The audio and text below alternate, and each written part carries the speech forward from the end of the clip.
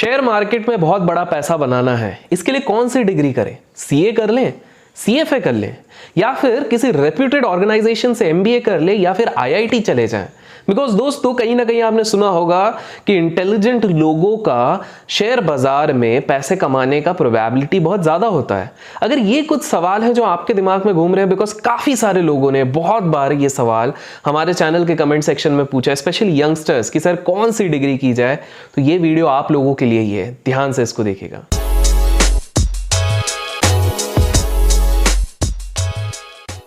Hello everyone and welcome back to our channel. आशा करता हूं आप लोग काफी सारी चीजें सीख रहे हैं, लर्न कर रहे हैं, ग्रो कर रहे हैं। इनकेस कर रहे हैं, मेक श्योर लाइक कीजिए, शेयर कीजिए, और अगर अभी तक आप लोगों ने इस चैनल को सब्सक्राइब नहीं किया है तो याद से सब्सक्राइब कीजिए।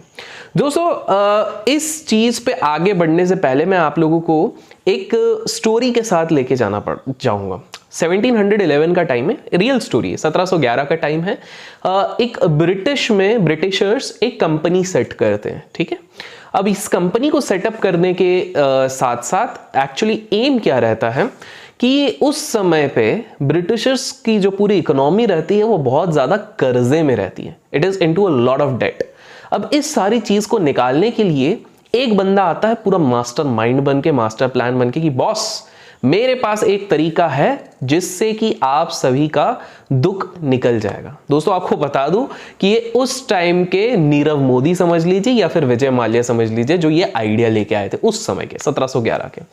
तो ये लेके आते हैं प्रपोजल गवर्नमेंट के सामने। गवर्नमेंट भी सोचते हैं कि यार बहुत ज्यादा, बिकॉज उस टाइम पे करीब करीब 9 मिलियन पाउंड्स के भी ऊपर का एक कर्जा चल रहा था गवर्नमेंट के ऊपर। इन्फ्लेशन एडजस्ट कर लेंगे तो और ज्यादा हो जाएगा।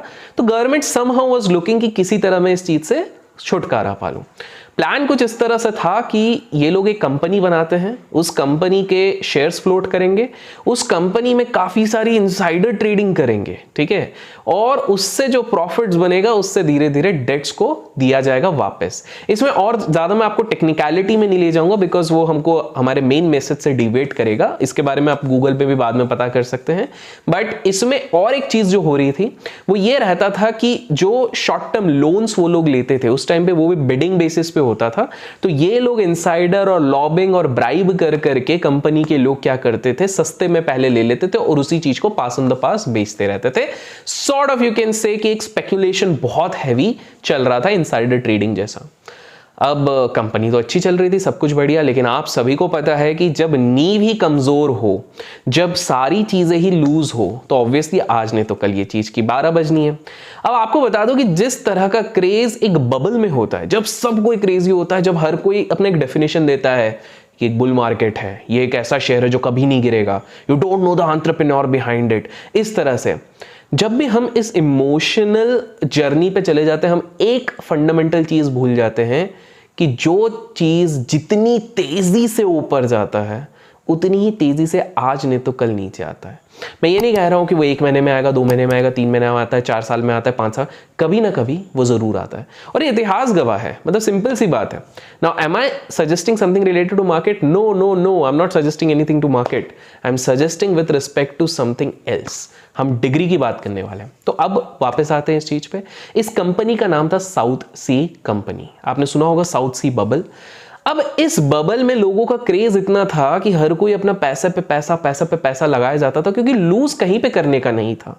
So basically everyone was buying shares कि यार ये कंपनी तो डूबेगी नहीं, गवर्नमेंट की है। ऊपर से हम लोगों का भी एक जो माइंडसेट होता है कि गवर्नमेंट की कंपनी है, पब्लिक सेक्टर कंपनी है, तो how the hell government would let it drown. Simple सी बात है, तो सब लोग सोचते थे। और इसी में घुसे उस समय के, उस सदी के सबसे स्मार्ट और इंटेलिजेंट व्यक्ति। ये कोई और नहीं थे, न्यूटन जी थे। जी हाँ, साइंस में तो पढ़ा होगा, वो एप्पल गिरा तो उसके ऊपर थ्योरी लिख दी इन लोगों ने, बिल्कुल वही ग्रेविटेशन वाले।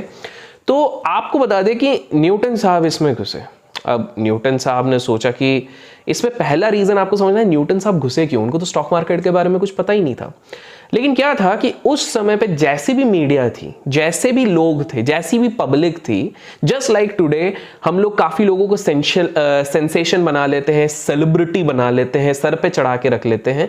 लाइकवाइज उस टाइम पे साइंटिस्ट को काफी माना जाता था, because he had good amount of patents, good knowledge, IQ बहुत ज्यादा, इतनी बढ़िया थ्योरी निकाल रहे थे। तो कहीं ना कहीं न्यूटन जी को भी ये लगने लग गया कि अपुनिज भगवान है, अपन को सब पता है, no one can literally stop me and this is precisely what Newton ji thought and Newton ji ने इन्वेस्ट किया। अब न्यूटन जी ने जब इन्वेस्ट किया तो उनने अपने कैपिटल का 3 गुना कमा लिया। Wow, that means intelligence is justified man, because यहां पर एक इंटेलिजेंट व्यक्ति ने पैसा लगाया और पैसा निकाल के वहां से निकल गए, 2 से 3 गुना कुछ बनाया और निकल गए। न्यूटन जी बड़े खुश, बढ़िया, उनने उस टाइम पे रुतबा और पैसा तो कमा लिया। अब वो देख रहे हैं कि यार ये साउथ सी का जो शेयर है ये तो रुक ही नहीं रहा, ये भागे जा रहा है, भागे जा रहा है, भागे जा रहा है, भागे जा रहा है, और उनको हो जाता है जो आप लोगों को सबसे ज्यादा होता है, वो होता है FOMO, फोमो।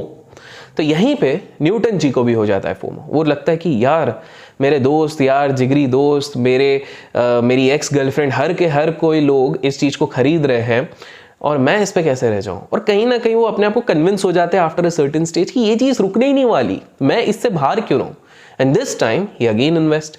1-2 बार वो वापस पैसा कमाते और आखिरी बार जब वो पैसा लगाते, बिकॉज उसके बाद तो बबल फटने वाला था, इस बार उनने पैसा लगाया और इस बार बबल ऐसा फटा, इंक्वायरी बैठी कंपनी के ऊपर, गवर्नमेंट को पता लगा कि किस तरह साउथ सी वाले धंधे कर रहे थे, सारी चीजें हो गई और सारे शेयर होल्डर्स की बज गई 12, और साथ में थे हमारे न्यूटन जी।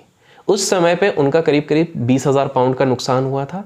इन्फ्लेशन एडजस्ट करके आज की स्थिति में पता करा जाए तो ये करीब करीब ज्यादा नहीं 180 करोड़ रुपए के आसपास निकलेगा, कुछ 20 मिलियन पाउंड के आसपास कुछ निकलेगा, उससे थोड़ा ज्यादा होगा। सो आप जस्ट इमेजिन कीजिए, even at that point of time that was not a small amount. 180 crore भाई, एक साइंटिस्ट अगर गवा दे, literally it was being thought that biggest financial disaster done by the most intelligent person living on that planet. तो अब सवाल पे आते हैं, कौन सी डिग्री सबसे इंपॉर्टेंट है। दोस्तों इतिहास गवाह है, और ये बहुत ही फनी चीज है। फनी चीज ये है कि शेयर मार्केट में again and again example set हुए हैं कि शॉर्ट रन में degree holders, prestigious holders, no doubt I have due reference for those people, but just because they have degrees it's not the reason. If they are performing well that does give a reason, but just because a lot of people are extremely qualified in terms of their qualification, कि भैया उनने किसी बड़े college से MBA किया है, या किसी बड़े कॉलेज से उनने इंजीनियरिंग करी है, या फिर किसी बड़े कॉलेज से उनने शेयर मार्केट की स्टडी करी है, doesn't guarantee success.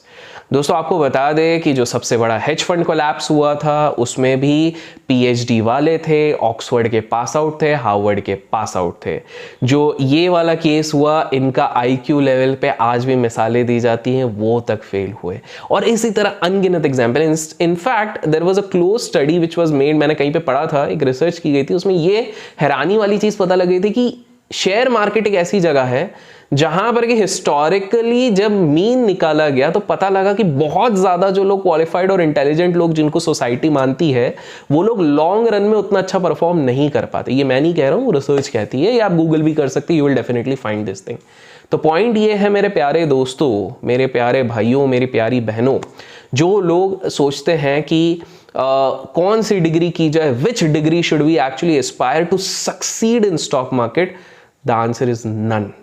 The answer is none because आपको समझना है कि it's not accounting. Accounting is something which is just a part of analysing the balance sheet, the profit and loss statement, the cash flow statement for fundamental analysis. Okay, तो वो आप तो भी बाद में 2 किताबें, थोड़े यूट्यूब वीडियोस, ये सब देख के सीख सकते हैं। It's not about hard core technical analysis also, it's more about psychology, how you manage your psychology. Rest 20% is about technicals and all those things, and those things 80% is not taught in any course, any damn course वो आपको नहीं पढ़ाएंगे। इतिहास ये भी गवाह है कि मैथ्स वाला बंदा सक्सीड करता है, आर्ट्स वाला बंदा सक्सीड करता है। मिस्टर राधाकिशन दम्मानी जी पूरी तरह से पढ़ाई भी नहीं करे, still he succeeded. I know a lot of you would now say कि भैया इनसाइडर ये वो, ठीक है, let's leave those things apart, but हमको ये चीज को रिस्पेक्ट करनी चाहिए कि there are certain examples who have exceedingly done well into our society as a trader. तो पहली बात, कोई ऐसी डिग्री नहीं है जो आपको चाहिए। फिर आप लोग सवाल पूछेंगे, फिर क्यों कुछ लोग इतना ब्रैक करके, बोस्ट करके अपनी डिग्रीज को इतना बोस्ट करते हैं? वो आपके कारण करते हैं, बिकॉज ये इंडिया में ही ये हो गया कि वो पेपर की वैल्यू आप लोगों ने इतनी ज्यादा बना दी है that everyone is like, oh my god. With due respect to everyone, point एक सिंपल सा है कि शेयर मार्केट में सक्सेसफुल होने के लिए नहीं चाहिए। हाँ, अगर आप बोलते हो कि you want to work into a hedge fund, you want to work into an investment bank, तो मैं आपको बताता हूं आपको क्या करना है। तो आपको करना पड़ेगा CFA।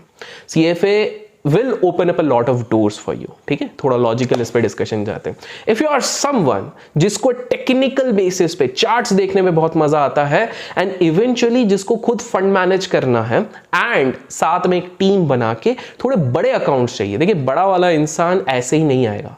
It won't be like कि भैया आपने 4 स्क्रीनशॉट डाले तो बड़ा वाला इंसान आ जाएगा. 4 स्क्रीनशॉट डालोगे तो 4000 रिटेलर आ जाएंगे, लेकिन बड़ा इंसान नहीं आएगा. तो बड़ा इंसान चाहिए. तो और आप चार्ट्स पे अच्छा स्पेशलाइज हो तो गो फॉर सीएमटी. ठीक है. If you are someone who wants to play huge in the sense बहुत mega in the business of fund management and you want to get into a PMS or something, तो PMS has also made a mandatory disclosure now. आप लोगों ने देखा होगा कि एक master degree चाहिए, जिसके कारण काफी सारे लोग MBA कर रहे हैं. तो आप MBA कर सकते हो. साथ में अगर सबसे डेडली कॉम्बिनेशन हो जाएगा उसके साथ अगर आपने CFA कर लिया, that is going to be a deadly combination. आप में से काफी मेरे भाई बहन लोग CA कर रहे होंगे, which is actually good, क्योंकि आपका एटलीस्ट एक बेस ऑन फंडामेंटल एनालिसिस बन जाएगा. तो आप सीए के साथ साथ भी या तो सीएमटी या तो सीएफए करो. अब आप में से कुछ लोगों का सवाल होगा सर, एनआईएसएम का जो ये चीज रहता है हम इसको दे दें, उसमें काफ़ी सारी चीज़ें रहती है. फॉर एग्जाम्पल उनके अलग अलग मॉड्यूल्स रहते हैं. For example if you want to use the dealer terminal तो उसके लिए एक अलग एग्जाम रहता है. If you want to work into a brokerage house तो उसके लिए आपको एग्जाम रहता है. That exam is not difficult. Okay, becoming appearing for an RA exam, appearing for an advisory exam, it's not that difficult. आप भी कर सकते हो, बट आपको पहले आपका गोल पता करना है.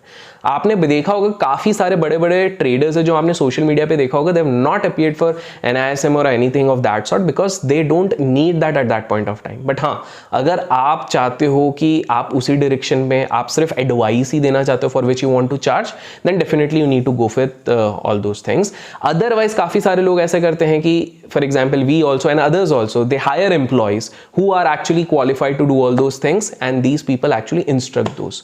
तो दोस्तों, आशा करता हूं अब आपको क्लियर हो गया होगा कि कौन सी वो चीज़ है, कौन सी डिग्री है जो स्टॉक मार्केट में सबसे ज़रूरी है. कुछ भी पसंद आए तो लाइक कीजिए, और आपने आज क्या सबसे इंपॉर्टेंट चीज़ सीखी है वो कमेंट सेक्शन में बिल्कुल लिखिए, बिकॉज तब मेरे को पता लगा कि एंड तक कितने लोगों ने इस वीडियो को देखा. Till then keep learning, keep growing, keep investing and keep trade.